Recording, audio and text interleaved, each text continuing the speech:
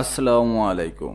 জানিয়ে দিব এই মুহূর্তে হাতে পাওয়া সর্বশেষ ভয়ঙ্কর কিছু আন্তর্জাতিক আপডেট বাংলা সংবাদ। শুরুতেই থাকছে সংবাদ শিরোনাম। শুরুতেই জানিয়ে দেব ঈদের দিন কোরবানি নয়, গাজায় চলবে ক্ষুধার কান্নার উৎসব। এরপর রয়েছে সিরিয়া ইসরায়েল পাল্টাপাল্টি হামলা।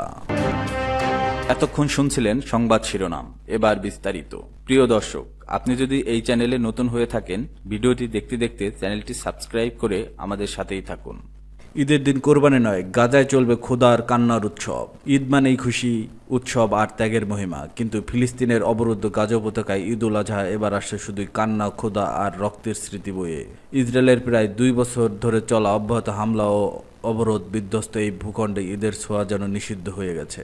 গাজার আকাশ জুড়ে এখন ধোঁয়া, বাতাসে এখন বারুদের গন্ধ। 2023 সালের অক্টোবর থেকে ইসরায়েলের লাগাতার বোমাবর্ষণ নিহত হয়েছে 54,000-এর বেশি ফিলিস্তিনি। আহতের সংখ্যা ছাড়িয়েছে 1.25 লাখ।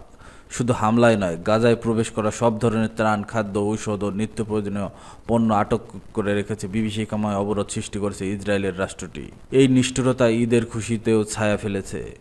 লন্ডন ভিত্তিক সংবাদ মাধ্যম মিডল ইস্ট মনিটর তাদের প্রকাশিত এক প্রতিবেদন থেকে জানা যায়, এবছর গাজায় কোরবানির পশু প্রবেশের অনুমতি মেলেনি। গাজায় প্রাণী ব্যবসায়ী ও খামারিরা বলছেন, সীমিত সংখ্যক পশু থাকলেও সেগুলোর দাম এত বেশি যে সাধারণ মানুষের নাগালের বাইরে। গাজার বাসিন্দা আবু হাতিম আল জারকা জানান, গত বছরের অক্টোবর থেকে কোনো পশু গাজায় আসেনি। যে কয়টি পশু আছে সেগুলোর জন্য প্রয়োজন পানি পর্যন্ত জোগাড় করতে পারছে না। যুদ্ধবিধ্বস্ত এই এলাকায় পশুপালন প্রায় অসম্ভব হয়ে উঠেছে। ফলে এবারের ঈদ কোরবানি তো প্রশ্নই ওঠে না, বরং অধিকাংশ ফিলিস্তিনি পরিবার হয়তো একটি টুকরো মাংস দেখার স্বপ্নটুকু দেখতে পারবে না। বাস্তুচ্যুত বহু ফিলিস্তিনি জানিয়েছে তাদের ঈদের কোনো প্রস্তুতি নিতে পারেনি। খোলা আকাশের নিচে খাদ্যবিহীন অবস্থায় ঈদের নামাজ পড়ার দিন বাকি সময়টুকু কাটবে অনাহারে। গাজার বাজারগুলোতে নেই কোনো উৎসবের আমেজ। ইসরায়েলের আরোপিত দুর্ভিক্ষের বাস্তবতায় খাদ্য ও সবজির দাম অস্বাভাবিকভাবে বেড়েছে। অনেকেই মাসের পর মাস মাংসের মুখ দেখেননি। এই বাস্তবতায় গাজার মানুষের কাছে ঈদ মানে শুধু একটুখানি বেঁচে থাকার চেষ্টা। কোরবানির পশুর বদলে তারা ত্যাগ করছে আর্তনাদ, উৎসবের বদলে শুনছে শোকের সুর। এজন্য ঈদের দিনেও মৃত্যু আর ক্ষুধার সঙ্গে এক অসহায় জনগোষ্ঠীর নীরব যুদ্ধ।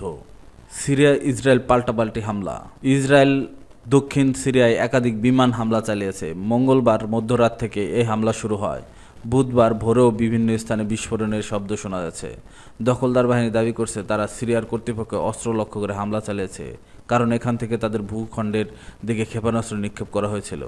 এর আগে মঙ্গলবার সিরিয়া থেকে ক্ষেপণাস্ত্র নিক্ষেপের ওপর পাওয়া যায় 2টি প্রজেক্টাইল ইসরায়েলের অধিকৃত ভূখণ্ডে আঘাত হানে। এজন্য কে দায়ী বা তাৎক্ষণিকভাবে স্পষ্ট হয়নি। দ্য গার্ডিয়ানের ও রয়টার্সের সূত্র তা নিশ্চিত করতে পারেনি। সিরিয়ার রাষ্ট্রীয় সংবাদ মাধ্যম সংস্থা এবং নিরাপত্তা সূত্র জানায়, ইসরায়েলি বিমানগুলো দামেস্কের গ্রামাঞ্চল কুনেইনটা এবং দারায় বেশ কয়েকটি স্থানে আঘাত হানে। ইসরায়েলি হামলায় পশ্চিম সিরিয়ার একটি গ্রামের কাছ থেকে একটি বেসামরিক নাগরিক নিহত হওয়ার ঘটনার চলমান উত্তেজনায় হামলা হলো। ইসরায়েলি প্রতিরক্ষা মন্ত্রী ইসরায়েল কাটুস বলেন, তিনি 2টি প্রজেক্টাইল নিক্ষেপের জন্য সিরিয়ার প্রোটেক্ট আহমেদ আল শারাকে দায়ী করেন। আমরা সিরিয়ার প্রেসিডেন্টকে ইসরায়েল রাষ্ট্রের দিক থেকে কোনো হুমকি বা গোলাবর্ষণের জন্য সরাসরি দায়ী মনে করি। শীঘ্রই পূর্ণ প্রতিক্রিয়া আসবে। সিরিয়া পররাষ্ট্র মন্ত্রণালয় এক বিবৃতিতে বলেছে, ইসরায়েলের দিকে প্রজেক্টাইল নিক্ষেপের খবর এখনও যাচাই করা যায়নি। সিরিয়া অঞ্চলে কোনো পক্ষের জন্য হুমকি ছিল না এবং থাকবে না। আমরা বিশ্বাস করি অনেক পক্ষ তাদের নিজস্ব স্বার্থ অর্জনের জন্য অঞ্চলটিকে অস্থিতিশীল করতে চাইছে। সিরিয়া এবং ইসরায়েল সম্প্রতি উত্তেজনা কমাতে সরাসরি আলোচনায় বসে, যা দুই দেশের মধ্যে সম্পর্কের ক্ষেত্রে একটি উল্লেখযোগ্য উন্নতি। এদিকে বেশ কয়েকটি আরব এবং ফিলিস্তিনি গণমাধ্যম মঙ্গলবার নিক্ষিপ্ত প্রজেক্টাইল দায় স্বীকারের একটি দাবি ছাড়িয়েছে। তারা অখ্যাত গোষ্ঠী শহীদ মোহাম্মদ দেই ব্রিগেডের নামে বিবৃতি প্রচার করে। তবে বিবৃতিটি স্বাভাবিকভাবে যাচাই করতে পারেনি রয়টার্সের মতো আন্তর্জাতিক সংবাদ মাধ্যম।